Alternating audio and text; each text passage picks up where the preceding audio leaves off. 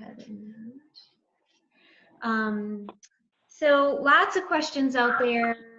There's lots of opportunity to ask Bethany questions throughout. Thanks everyone that did email me questions in advance as well, and she will try to address as many of those as possible. I know it's a confusing time. You're getting information from all over the place, and it's hard to make sense of it all. So we're going to try to help ease some of that today. So about our presenter, Bethany Sweeney joins us from Sangster, where she has nearly 20 years of labor and employment law experience. She focuses her practice on advising employees on a wide range of employment-related issues, including employee handbooks and employment policies, independent contractor agreements, disciplinary matters, discrimination and harassment issues, disability, and litigation avoidance. In the course of providing legal advice, Bethany conducts training seminars such as this one on employment law to employers and supervisors on a variety of topics, as well as conducting workplace investigations. So please join me in joining Bethany. Thanks, Stephanie. Can everyone hear me? Can you hear me okay? Okay, so thank you for joining me this morning.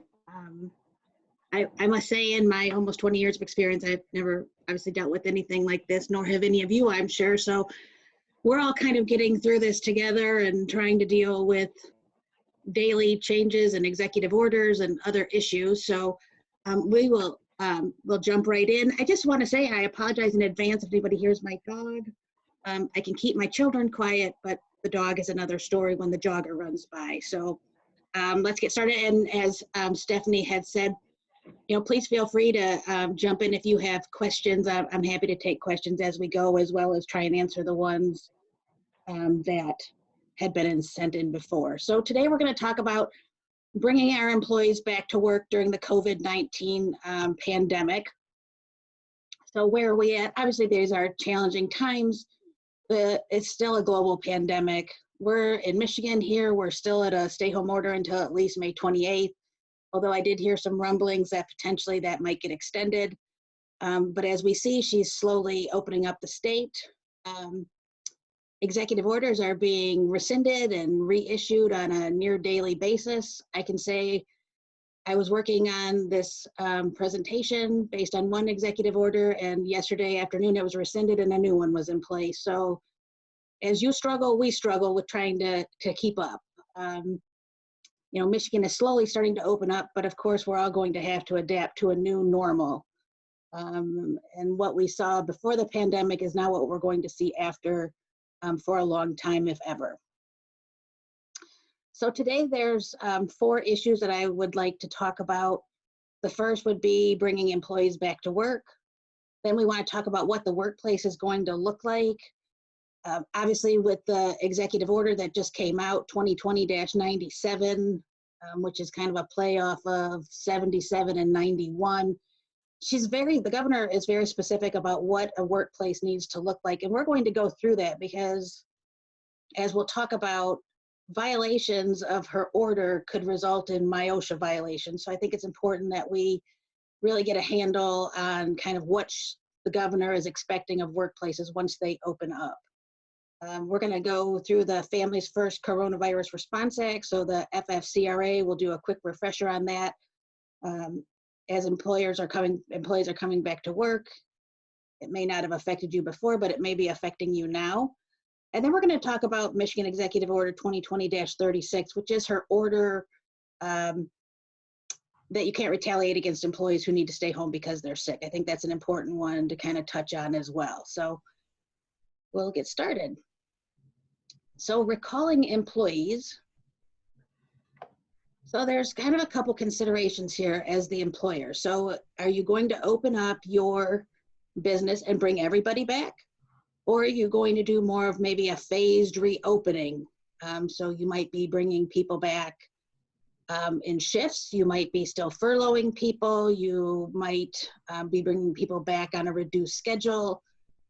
Are they all going to come back? Are some going to be continued to work remotely? So I think when you're thinking about who you're going to call back to work, I think it's kind of a global consideration as to who you would be calling back.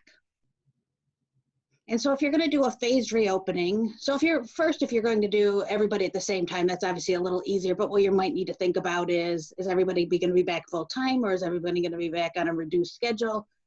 I had sat in on a webinar that Michigan UIA, the Unemployment Insurance Agency, had done, and they had discussed their work share program, which would also provide some help potentially for employers who may want to allow their employees to work a reduced schedule and still collect some unemployment benefits. So I would encourage you, if you're not planning on, if you're bringing everybody back, but maybe you can't do it full time, to consider the work share program under Michigan UIA. So that said, if we're doing a phased reopening, so first you want to think about, do you have any other policies for recall rights? Do you have any handbook policies that might play into this? I will assume that most of you are not unionized employers, and therefore you're not going to have union recall rights. But you might want to think about if there is some sort of policy that would guide you. And of course, you need to be following any policies that you may have in place. You also want to be thinking back about who are you going to bring back first.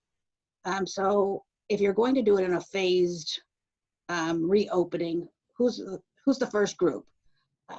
I would suggest that you're going to consider objective measures. Maybe look at seniority. Maybe you're going to look at merit. So your high performers, you would want to bring them back first. The problem is when you start getting into subjective determinations, I like her, I don't really like him, that's when you start getting into that area of potential discrimination. So any decision that you're going to make, you're going to have to justify with a legitimate business reason as to why you made the determination as to who to bring back and why and when. So take care that your decision as to who to recall is not discriminatory, and don't consider any protected categories. So you want to take care as the protected categories under the Elliott-Larsen Civil Rights Act or Title VII. So we want to be careful about age or race or gender. We'll talk in a minute about the whole age concept because we know with COVID-19 that older individuals are more susceptible or more in a high-risk category. And so how would you handle maybe bringing back the 67-year-old? And obviously disability discrimination can come into play as well if you don't want to bring back somebody because you're afraid that they might contract the virus. I would suggest, to the extent you're doing a phased reopening, that you're going to be sending recall letters to your employees. You're calling them back to work. You want to be able to get in writing with them when you expect them to report, who they would be reporting to, maybe what their hourly rate is. If anything may have changed, let's say there might be a reduction in pay, or they might have different hours because you need to conform to the mandate of the executive order, and their hours changed, you might want to put that in the letter. So the letter really is a way to share with your employee what they should expect to come back to work. It's also a way that you're getting it in writing that you're recalling employees. Because we'll talk about in a second, the situation where what happens if I call my employee back to work and they don't want to come back to work, then what do we do? And I get calls from employers all the time about they don't want to come back, what do I do now? So you would want to get a recall to work letter, making sure that they know that there is work available for them and when they would be reporting, need to report, who they would report to, probably have them sign off on the letter. And then if they refuse or they don't show up, then how would you handle that going forward? You would also want to then alert the UIA, so unemployment, as to who has been called back and who is actually returning to work so that their unemployment would then cease. So what are you going to do if your employee refuses to return to work? I'm telling you, this is, I deal with this 3 or 4 or 5 times a week. You're the employer. You have the right to tell your employees that they have to come back. So if you're ready to open and they don't want to come back, you have the right to make them come back. Now, this is not in a situation where let's say they have a childcare issue that they need to deal with, that's a different situation. But if it's just your employee who's not dealing with childcare, who is not experiencing symptoms of COVID-19, you can call them back and have the expectation that they will return. If they don't, you can make them use any accrued vacation or PTO under your policy. You can, I would most definitely document any of their refusals to return to work. I mean, this is important. You want to keep a paper trail, as it would be with any situation with your employees, but you definitely want to be keeping track of when you called them back, what their response was. Did they come back? Does it become a disciplinary situation then if they have refused to return to work? Would you address it under your attendance policy? How would you address, is it a write-up? Does it become a voluntary resignation if they fail to return? You obviously have to consider any special circumstances. So is the person in a high-risk category? Are they over 65? A lot of the things that we hear is, oh, well, I lived with so-and-so and that person's in a high risk, so I don't want to come back. But you want to really kind of be looking, you want to be careful. Let me caution you. So I think that when this all passes, that this is going to be an area that is going to be ripe for litigation for employees that believe that they were treated unfairly. Either they were forced to come back, or they refused to come back, or they retaliated against. I just think it's going to be a hotbed of litigation. So you really need to take steps to be careful in how you're bringing your employees back, and kind of looking at the whole panoply of, if they're saying they can't come back, then having the conversation of, why can't you come back? Or what's the issue that's preventing you from returning? You want to be as flexible as possible. Maybe bringing them back, but putting them on an unpaid leave is a possibility. And I would suggest to you that termination would be a last resort, and definitely consult with your counsel before anybody is terminated for a failure to return to work during the pandemic. I have worked with employers who have terminated employees who have just simply refused. I've had employees call people back, employers call employees back, put them on an unpaid leave of absence. That gets them off of the unemployment and gets them back on the employer's payroll, although they're not paying them. So this is the biggest one, I think, that we're hearing right now is, what if the employee refuses to return to work because they're getting more money on unemployment? So, being on unemployment right now is a very lucrative situation. So you'd be collecting up to $362 from the state of Michigan, and then you're going to get another $600 under the Federal CARES Act, although the CARES Act does end at the end of July. So that stream of money at this point should be cut off. It's unclear if there will be additional money coming from the federal government to supplement unemployment insurance. But staying home and collecting unemployment is not a legitimate reason to stay at home. If that is the only reason that your employee is giving you, then you should feel comfortable having the conversation with them that there's work available, you're refusing available work, that will, we will report it to UIA. If they continue to stay home when there's available work and collect unemployment, that's potential unemployment fraud. Obviously, right now, with as overwhelmed as unemployment is, do we know if they're going to take action? We don't know. They should, if you have employees that are refusing. So I think you're just gonna, again, this is maybe another one of those situations that you're gonna consult with your counsel, but definitely think about how you're going to handle any refusal from your employees to return to work simply because they want to collect unemployment.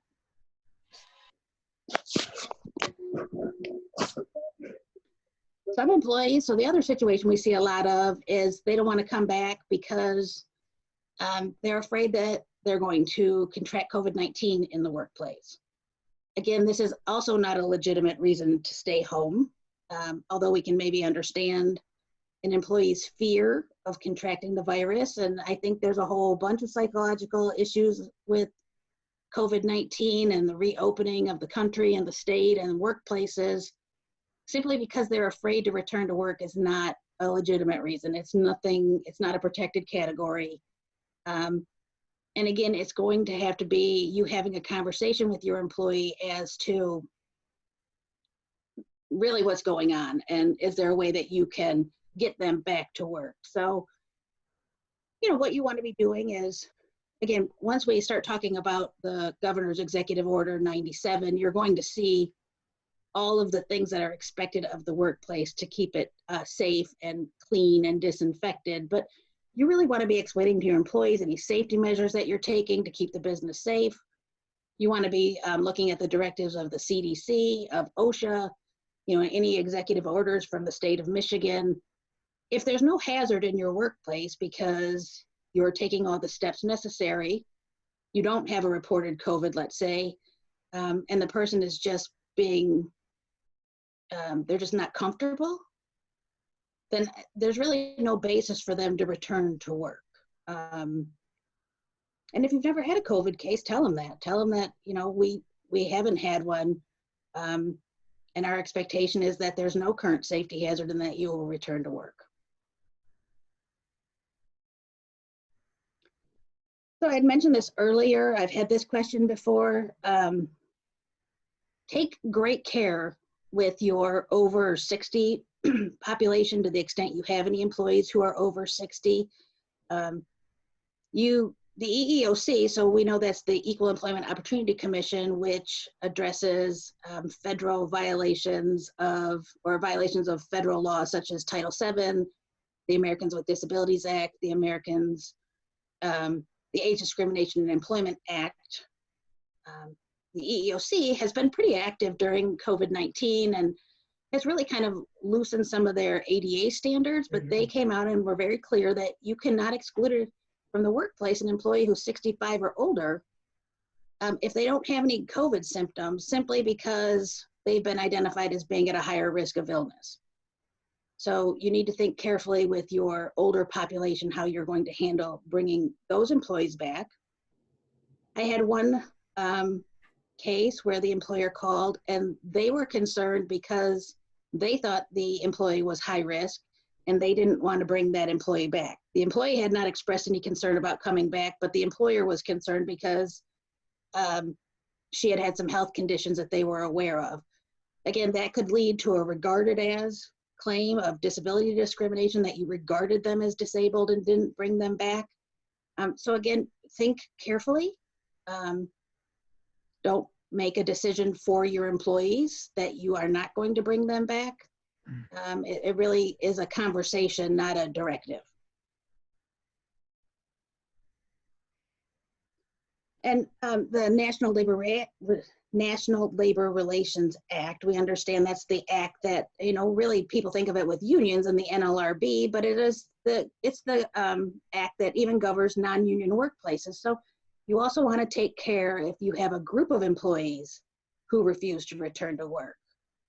Are they under Section 7? Obviously, employees have the right to engage in protected concerted activity relative to their job. So, you know, potential complaints about workplace safety or pay, that's what you might see if you have a group of employees who bring it to your attention that they're afraid of returning to work because of safety concerns. That's kind of what we're seeing in some situations. So just please take care that if you get a group of employees that are refusing to return, that you want to sit down with them and have that conversation. Why are you refusing? And maybe it's the conversation that you had with people that are afraid of contracting COVID-19, that you are following all guidelines and there really is no basis for them to refuse to return to work. And I will say this with these employees, you want to be careful. Again, employees are very concerned about their safety and about with social media. Obviously, I have seen plenty of social media posts regarding, you know, my employer is making me come back to work. I don't think it's safe. The governor hasn't allowed that group of employees to return yet. We don't think we're essential workers. People are very vocal during this pandemic about returning to work and what they might perceive as some sort of unfairness to them. So don't underestimate the power of social media, that your company will be out there in the social media if you have an unhappy group of employees. Social media has really changed how we are looking at COVID-19 and employee issues right now. So I'll stop for a minute. Stephanie, are there any questions that came up on section 1? There are none in the chat feature. Would anyone like to ask a verbal question?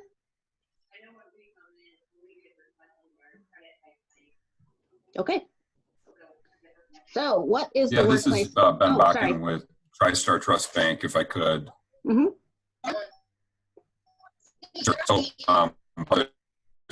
So most of everything we just covered was with regard to employers who have employees, let's say on unemployment, sent them home, and now the consideration of when do you say we are recalling, or now it is time. Are you covered all for employers who have didn't necessarily working remotely? Ben, we are going to I give can't you understand the question. You keep breaking up. So Stephanie, can you you're just I'll coming in type and it. out. You can move on. I'll type it. Okay, thank you. Sorry. Okay, so what is the workplace going to?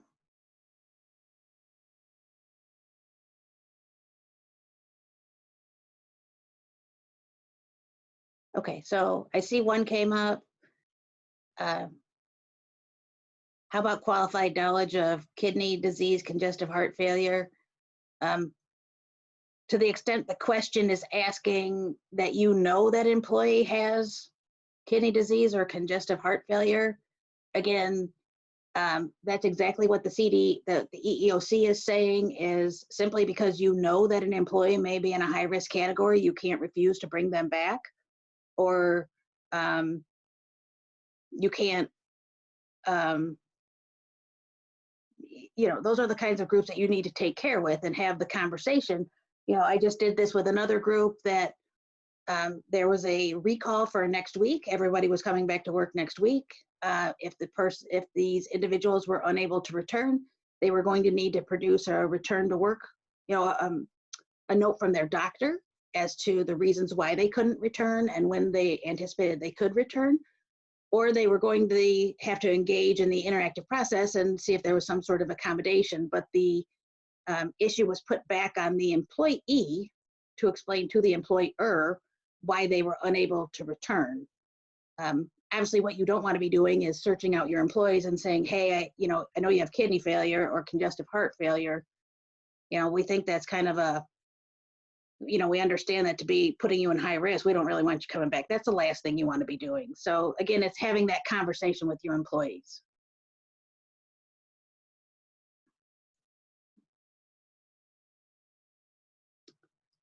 Okay.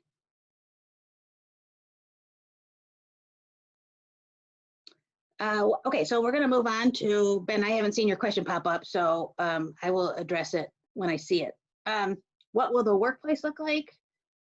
I think the workplace is going to look incredibly different than what it looks like now. So we're all sitting in our, studies or somewhere at our homes, but even when we get back to work, our offices are going to be very different than when we left them.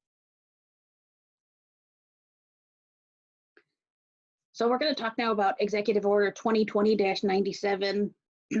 So on May 18th, just a couple days ago, Governor Whitmer had issued Executive Order 2020-91. And then, as I said yesterday, she rescinded that and issued 2020-97. And then part that was because she had announced yesterday that she was allowing additional businesses to open up, such as retail by appointment or dental offices. So she had rescinded 2020-91, and now we're dealing with 2020-97. And so I think really if you kind of look at 2020-97 in its entirety, it's really about looking at how to keep the workplaces clean and disinfected, maintaining social distancing guidelines, and communicating with your employees. I think that is going to be really a key feature of this, is communicating with your employees as to how to work now in our new workplaces, the new normal. And so 97 is set forth an enforceable set of workplace standards that apply to all businesses across the state. It applies to all businesses that are permitted to require that if you can work now, if your business has been opened up, or if your business is going to be opened up in the future. And she specifically addresses offices in the order. So we'll talk about that. I can say that 97 was similar to 91, which was similar to 77. So the guidelines that she is offering are similar as we move forward. So I think they get tweaked maybe with each executive order, but the general reasoning or her general mandates are the same in all orders. The important thing to note too about 97 and also 91 is these standards are intended to have the force and effect of agency rules, which means these are now violations of MIOSHA.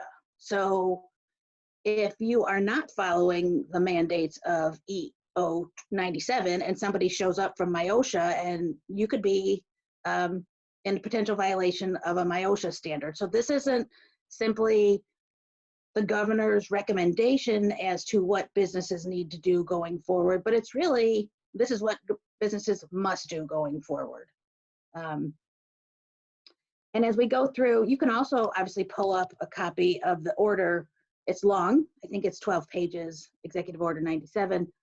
But there are places that you're going to have to maintain documentation as well. So things like keeping records of the COVID-19 training that you provide to your employees, these daily entry self-screenings that you're going to have to do with your employees, and confirm cases of COVID-19 in your workplace and the required steps that you took pursuant to this executive order.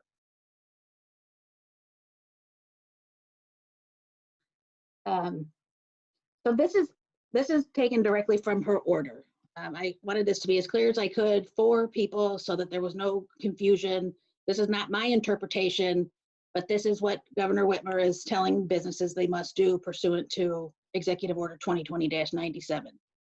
And you may have seen some of these, and you may have already been started to do some of these things. So if you have, that's great. So the first thing you're going to need to do is develop a COVID-19 preparedness and response plan, which would be consistent with OSHA guidelines. So we'll talk about this briefly later in the presentation. The guidance is available. I've given you the link to the guidance. It does walk you through what you would want to have in your plan. The new twist with this order is it has to be made available to all your employees and your customers. She wants it made available by website, internal network, or hard copy. And so for the businesses that are opening now or have been opened, it has to be available by June 1st, or it has to be within 2 weeks of resuming in-person activities. If this is an issue that you would need assistance drafting a preparedness plan, that is something that I would be able to assist you with. They don't have to be long, but you are definitely advised that you need to have one in place. A new one here is also that you have to designate a worksite supervisor who's going to implement your plan. It can be more than one person, but you need to have somebody that has been designated to take care of implementing your response plan. You're going to have to provide training to all your employees.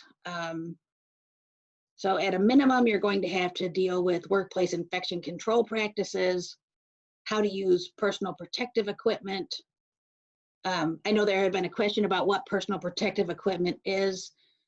Personal protective equipment changes depending on, it's not the same for every industry. So for us office workers, there's a mandate that we all have masks, cloth masks, or potentially face shields if you cannot maintain 6-foot social distancing.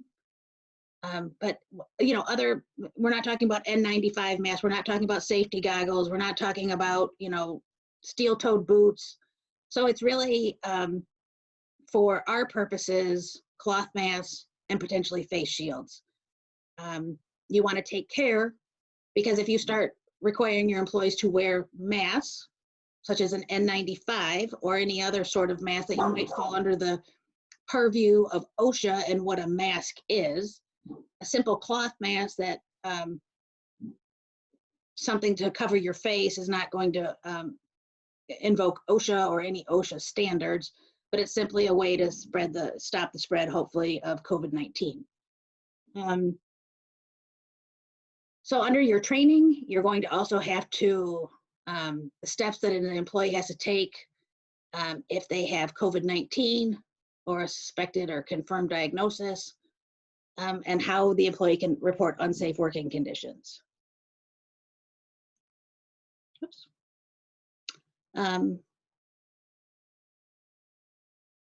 Another one is you're going to have to conduct daily entry self-screening protocol for all your employees. And so really what employers are doing is they're coming up with a daily checklist. It really can just be as simple as 3 questions.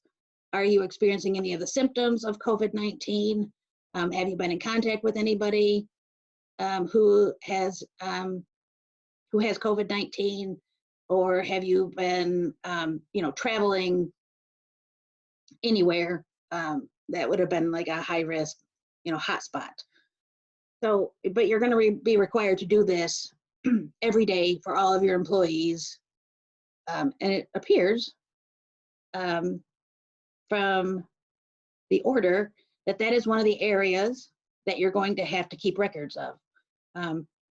So just remember, these are medical records. I see there's a couple chats. I do not believe that face masks are considered PPE. Yes, so again, it all is going to depend on, if we're talking about offices, as you'll see in the order, she is requiring, the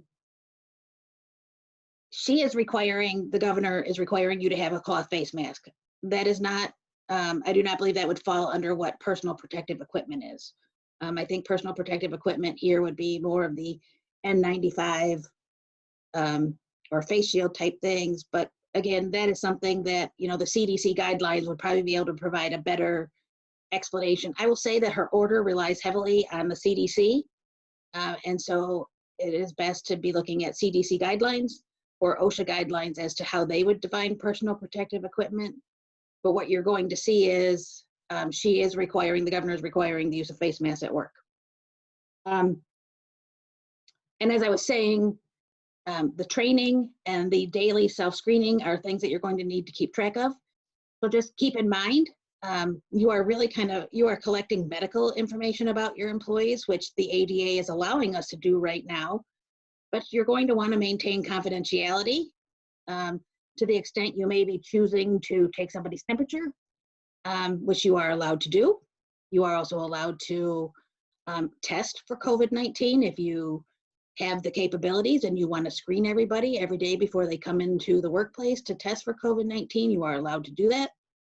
But remember, that is personal medical information and you need to keep it confidential. I would keep it in a separate folder than a personnel file. I would also make sure that you have it to the extent somebody comes knocking on your door looking for it, that you are able to produce it, meaning MyOSHA or another agency.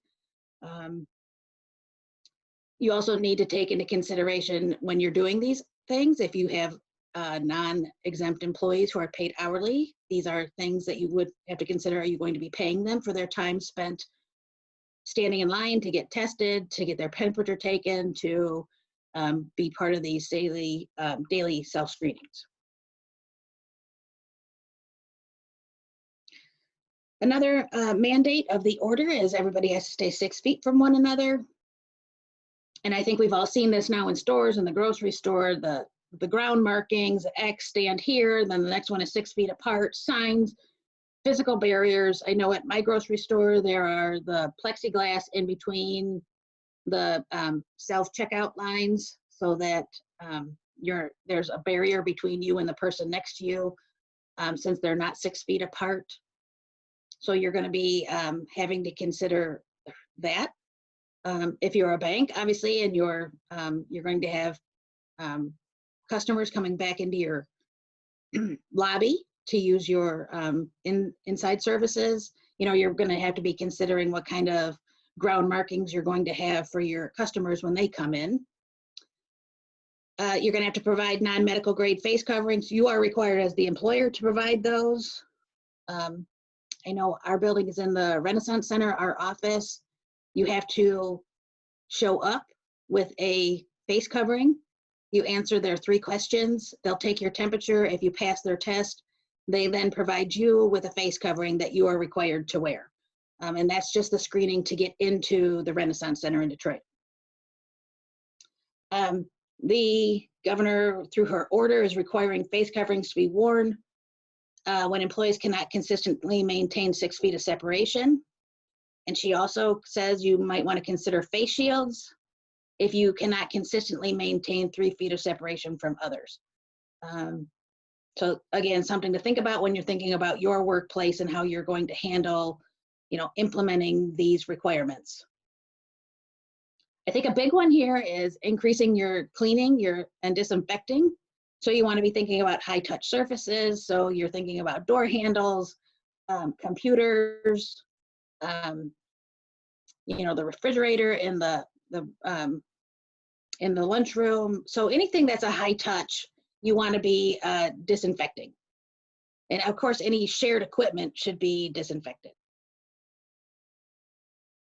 So as a company, you're going to have to adopt protocols to clean and disinfect your facility in the case there is a positive COVID-19 case. So what are you going to do if you bring everybody back and somebody reports that they have COVID?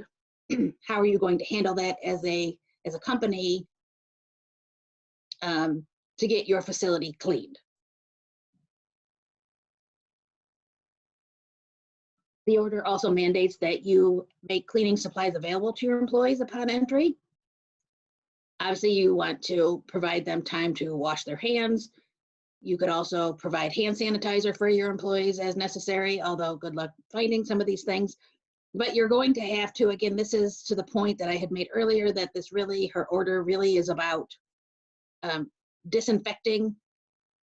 So making sure that your employees have the ability to keep their hands clean.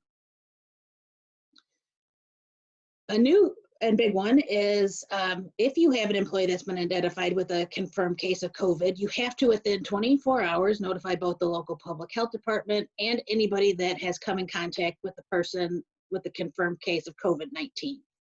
And so what we have recommended in the past, prior to the issuance of these executive orders, is should you have an employee that discloses to you that they have COVID, you need to have a private conversation with that employee as to who they may have been in contact at the workplace.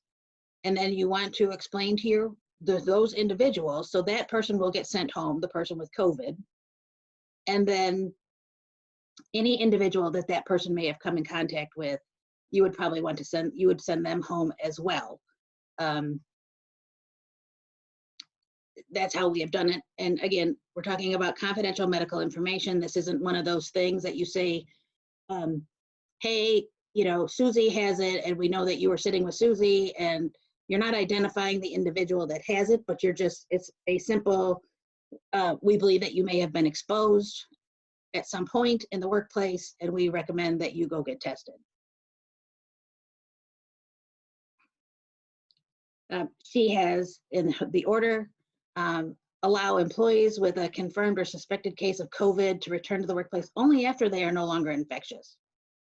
And that's according to the latest guidelines from the CDC, which are in a later slide, which we can talk about briefly. But it's going to be 3 days or 7 days or 14 days. So I have provided the guidelines from the CDC. But again, in times of uncertainty, look to the CDC guidelines when you're trying to adhere to this order, because that is what Governor Whitmer is relying upon for the mandates of this order.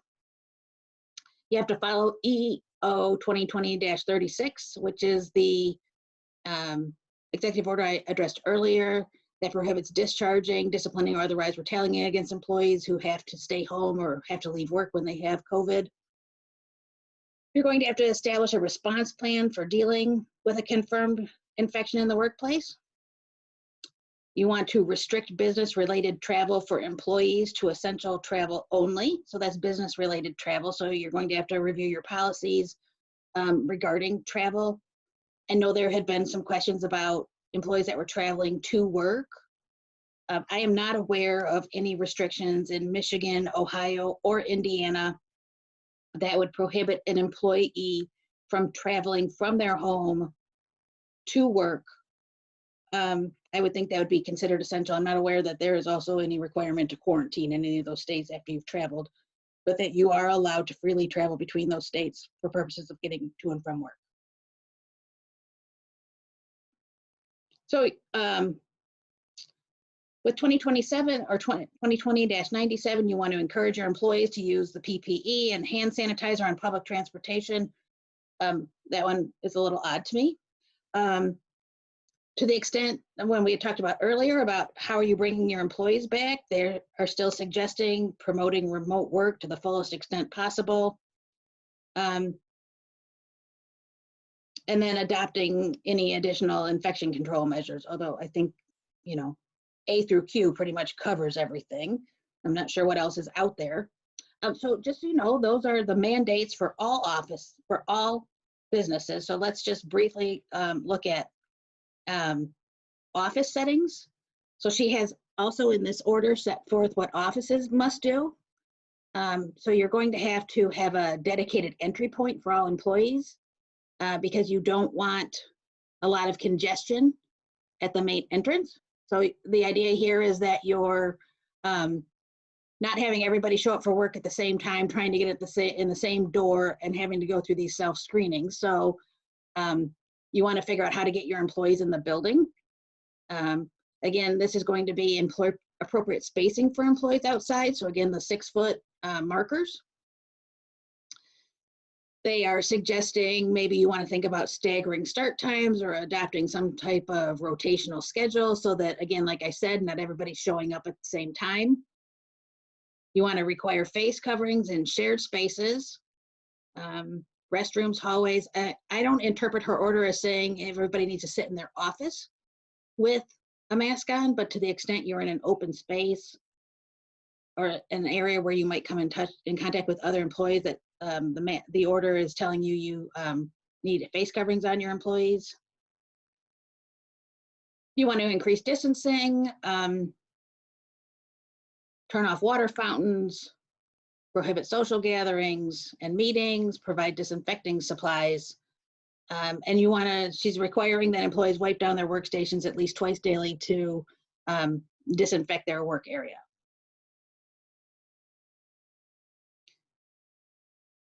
Posting signs about the importance of personal hygiene. I think that might be something that employers were doing anyways prior to the this mandate. You want to disinfect high-touch surfaces. So again, we've seen some of these when she was talking generally about disinfecting, but for offices, obviously you want to be looking specifically in your office as to what are the high-touch surfaces and disinfecting them as possible. You want to have cleaning and communications protocols if the employees are sent home. Again, what kind of protocol are you going to have if somebody reveals that they've tested positive for COVID? Suspend all non-essential visitors and restrict non-essential travel. So that is, that's the mandates of 97 that covers businesses in general and offices in particular. I highly recommend that everybody take a few minutes and read through the mandates of 97. I'm going to touch briefly on a couple other ones. I'll take some questions. I'll look at I see there's some questions that have popped up. On the same day she issued 2020-91, she also issued Executive Directive 2020-06. So she has now created a Director of COVID-19 Workplace Security. So basically this is somebody that is just monitoring workplaces for compliance. So when I tell you that I think that this is going to become an issue and keeping track of companies, I do think with this creation of the Director of COVID-19 Workplace Safety that I do think that they are going to take this seriously. It says the departments and agencies are required to publicly post citations of those employers that fail to follow the rules adopted in 2020-91, which would now be 97. It was interesting, I had got an email from the Michigan Manufacturers Association that they think that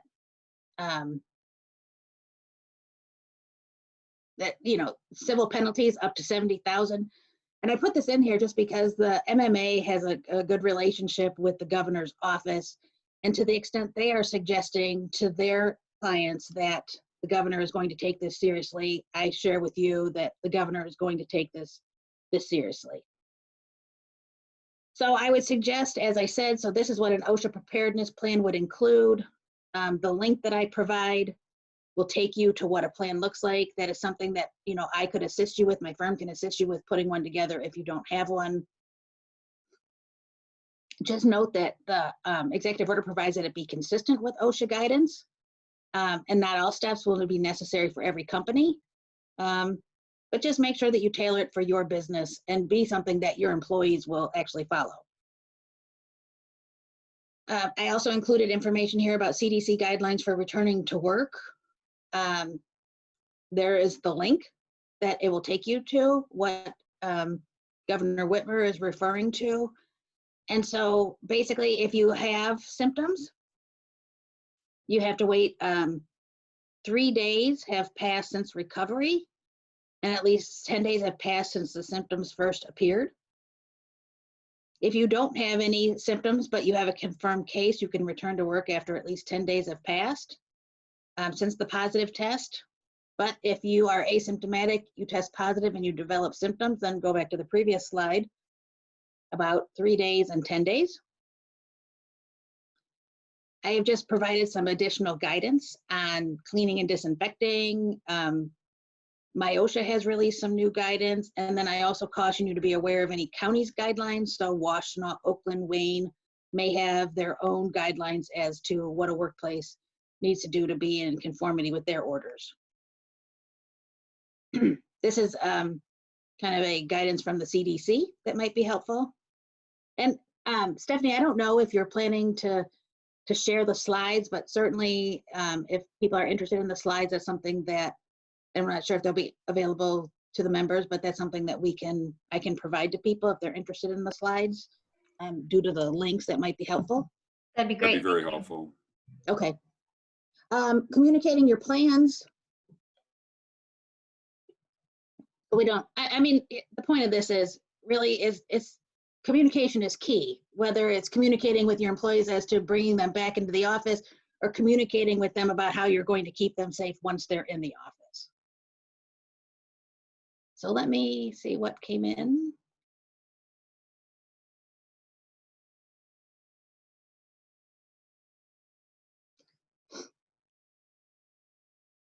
Can you require an employee to stay home for 14 days?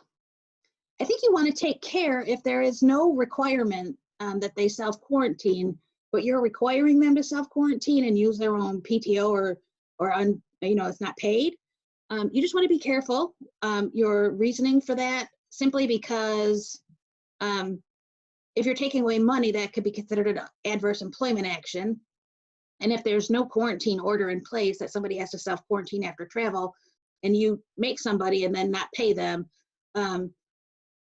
excuse me, I think that you could bump up against an adverse employment action or a retaliation claim. I mean, potentially they could go on unemployment, but you're only looking at a 14-day period. When I say come in contact with somebody, contact, of course the CDC defines it, but I think if you're like contact, meaning you're standing next to them, if you're 6 feet away from them, then that's not considered contact.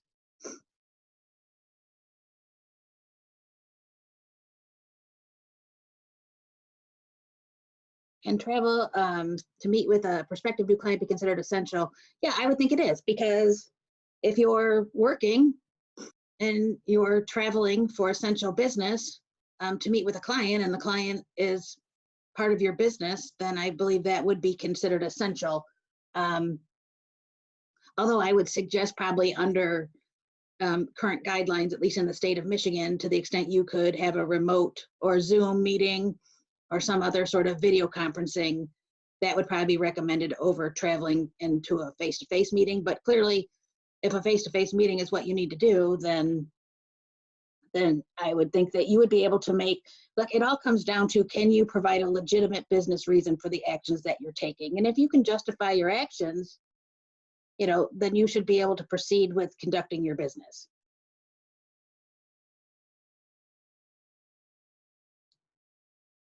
I don't understand critical workers exemptions for people who are asymptomatic. I'm not sure what that question means. What if an employee refuses to wear a mask? Send them home. If the governor is mandating through Executive Order 2020-97 that you have to wear a mask and an employee is refusing to wear a mask, that to me is a disciplinary issue. Because basically you're on the line as the employer. If somebody were to come to your office and check in and see that you're in compliance and you don't have employees wearing them, or somebody reports it, hey, I work at X, Y, and Z, and they're not making their employers wear masks, but my friends at this other bank have to, again, social media. I think that's a disciplinary issue, unless the person can explain to you why, because her order says if you can medically tolerate it. So again, we've all seen the videos of the people that can't wear a mask into a store, allegedly into Costco or a grocery store, and they're claiming it's because of a medical reason. So just take care when you're having these conversations. If somebody tells you that they can't wear a mask, that you know why they can't. What are the questions we should ask our employees to ensure they have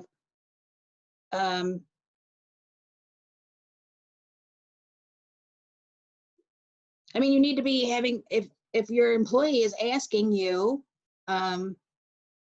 you call them back and they don't want to come back, they're going to tell you why they don't want to come back, most likely. Or if they just say, I don't want to come back, then you're going to have to, it's kind of like having the interactive process, right? On an ADA claim, you're going to have a conversation with your employees as to,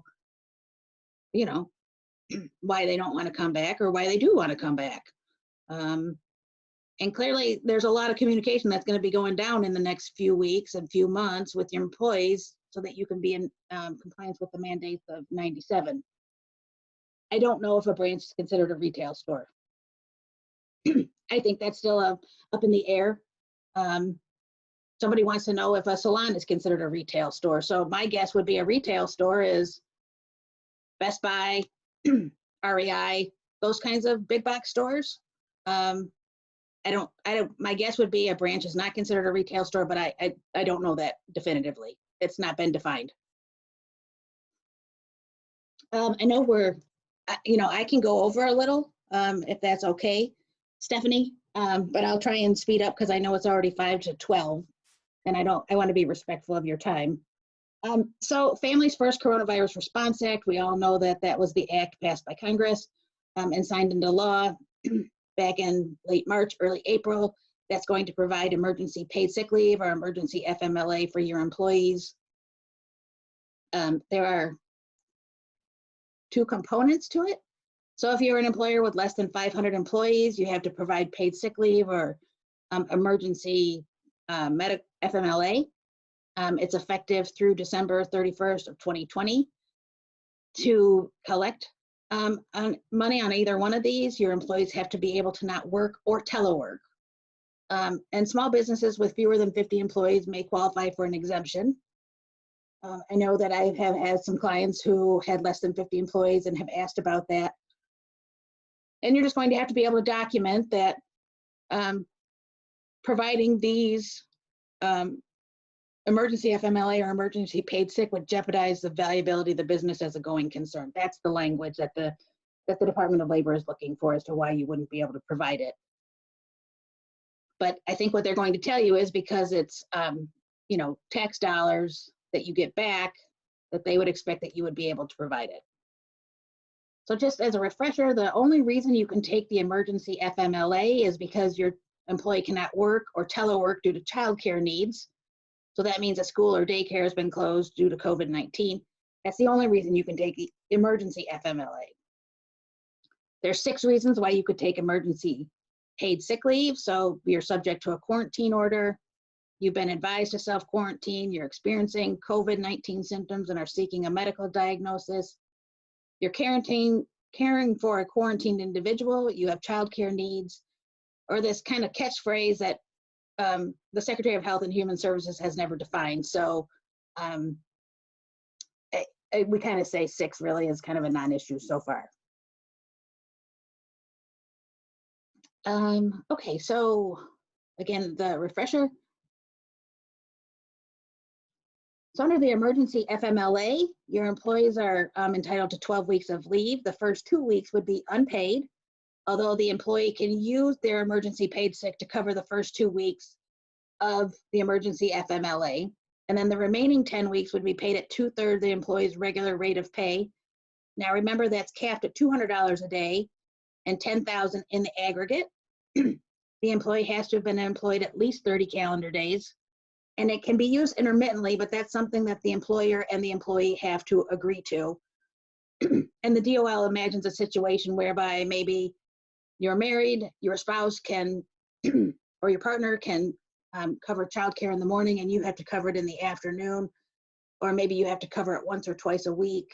So that's kind of what the DOL envisions when they talk about intermittent.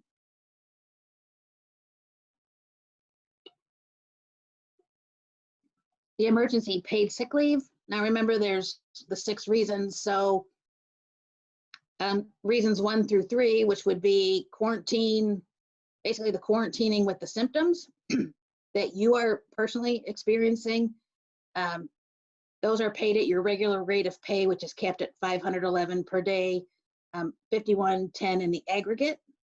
And then reasons 4 through 6, which is caring for a quarantined individual or childcare needs. Those are paid at 2/3 the employee's regular rate of pay, capped at $200 a day or $2,000 in the aggregate. This is a big one, right? Now that we're coming to the end of the school year. So the Department of Labor has clarified that once the school year is technically over, the EPSL and EFMLA are really not available unless you would have to take leave because your child's summer care provider is unavailable due to COVID-19. So the reason, or the fact that the school may be closed becomes a non-issue once the school year ends. But now if you're, what you may have done with your children during the summer, if that is closed because of COVID-19, then that would be a reason that you could use the emergency FMLA and the emergency paid sick. That had been a huge question with employers that the DOL just answered. I'm going to point you to on this page, the Department of Labor puts out these questions and answers. I think we're up to 93 questions now. Frequently asked questions about the FFCRA. It's excellent, and it's always being updated. We started with 11 questions, and so we're up to 93. So again, that website will be very helpful to you going forward with questions about the implementation of the FFCRA. And I do want to point out that there's a notice, like every other notice you have to post in Michigan, there's a notice regarding the FFCRA that will have to be posted. I have had my firm personally, it was emailed to us because none of us we're all working remotely. So you might want to think about emailing it to your employees. But once business is open and your employees are back in the office, make sure that's posted with all your other required posters. Okay, we're almost at the end. This is the last one. So this is 2020-36. So this was issued in April 3rd, 2020. So almost 6 weeks ago. But really what it does is, this is the executive order that provides protections for employees who are sent home because they are experiencing symptoms of COVID-19 or actually have it. And so if you're at risk of infecting others, you have to stay home. And it says you can't discharge discipline or otherwise retaliate against somebody because they have to stay home with COVID-19. And what they had pointed out in this order, the principal symptoms would be the fever, which is 100.4, an atypical cough or an atypical shortness of breath. The order went into effect immediately and it has not been rescinded nor has it been replaced. So this is still a mandate from the governor. I'm going to suggest to you that the guidance that was put forward in 2020-36 is inconsistent with the CDC guidance. So I would suggest to you that you follow the CDC guidance regarding bringing employees back, because that's what she has referenced in her most recent executive order. So you're looking at the 3 days or the 10 days. So I would look to the CDC guidance as to when you can bring an employee back. Again, the 14 days have passed since close contact. Part of the 2020-36, it doesn't apply to healthcare professionals. So that's really not something that I think is applicable to this group, but certainly there are some carve-outs in the executive order. And so just be aware that you can't discharge, discipline, or otherwise retaliate against an employee who's staying home. So again, when we talked about bringing employees back to work and they're refusing, if they have COVID or symptoms, then they might fall under this executive order. But I'm afraid of getting it, or I'm getting more in unemployment, are not things that fall under 2020-36 that would prevent you from discipline, discharging, or, well, you're not going to retaliate. If you ask them for documentation and they refuse, understand that they're protected. You can't discipline somebody just because they don't provide the requested documentation. If the person doesn't have any leave, then it would be unpaid. So I know these were some other questions. Oops, sorry about that. Yes, you can take an employee's temperature. I would suggest that you have one of those non-contact ones. That's allowed. Understand though that under the ADA, that would generally not be an allowable. That would be considered a medical test. But as I had said earlier, they've kind of relaxed their standards. So you can take an employee's temperature. You can require them to be tested for COVID-19, but again, remember that's just a snapshot in time of what they are positive or negative at that moment. So you can and you must have to ask about COVID-19 symptoms. That's part of that daily self-check. Remember that if you're requiring testing during work hours, they have to be compensated for the time spent testing. And always remember issues regarding confidentiality of medical information, which we had touched on earlier. That is all that I had. I appreciate your time. I have a couple questions that have come in I'm not sure I got to. Yes, you can require employees to take a temperature test. How should you address a symptomatic employee who refuses to leave? I would send them home. I would, it's a disciplinary issue because you can't have them in the workplace. If someone at the facility contracts the virus, we've talked about that. Does the FFCRA come into play for employees who have been requested to isolate at home? It depends if they can telework or not. Yes, you have to provide masks for employees. When is COVID-19 considered a work-related illness? I know that goes to the workers' comp issue. I would say if you're not a healthcare setting, that you probably, unless you can directly say that the employee's going to have to show that, right? They contracted it at work. And so in the banking industry, I'm not sure that that would be something that they could demonstrate. In a healthcare setting, definitely, I think there's that presumption that they would have contracted it at work. But again, it's going to be on the employee to be able to show that they contracted it at work for it to be a work-related illness. Yes, you can legally refuse to service customers without face coverings, but I had referenced that issue that had happened in California where the woman said she couldn't wear a mask into the grocery store because she couldn't tolerate it, and it sounds like there might be a lawsuit stemming, so just take care. If your customers are saying that they can't wear a mask and you refuse service, it could lead to some sort of lawsuit. I told you this is going to be ripe for litigation. Security risk with customers wearing face coverings. The order does allow you to tell them to pull their face mask down. And when does a case of COVID-19 potentially come a workers' comp claim? When you can demonstrate that it is work-related. So I'm not sure if we still have anyone on the line, and I don't see, Stephanie, I don't know that there's any questions, but I can stay on for a couple more minutes. I think that you've covered them all. If anyone wants to ask a verbal question, or there's still opportunity to type one into the chat.